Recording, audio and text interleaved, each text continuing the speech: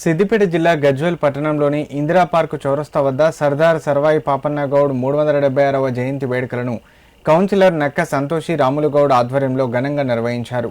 ఈ కార్యక్రమానికి Gajwel AMC vice chairman Sardar Khan ముఖ్య అతిథిగా పాల్గొని పాపన్న గౌడ్ విగ్రహానికి పూలమాల వేసి నివాళులర్పించారు.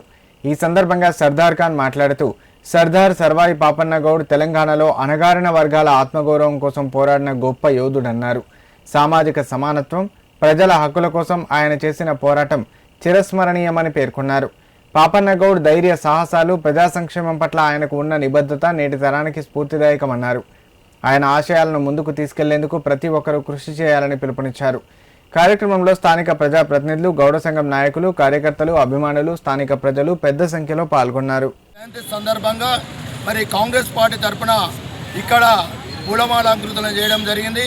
ఇక్కడ మా గౌడ సోదరులు మరియు పెద్దలు, మా market committee vice chairman Sardar గారు మరియు మా వైశ్య సంఘం వైశ్య ఫెడరేషన్ నాయకులు తంగూరు సత్యనారాయణ గారు మరియు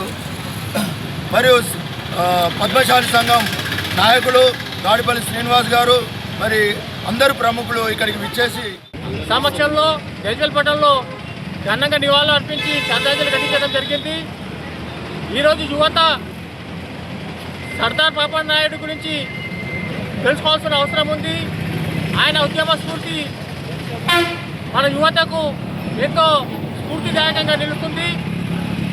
ఆయన ఆనాడు స్వతంత్ర ఉద్యమంలో రాజులు ఈ యొక్క సైనికులు చేస్తున్నటువంటి అరాచకాలపై చేసిన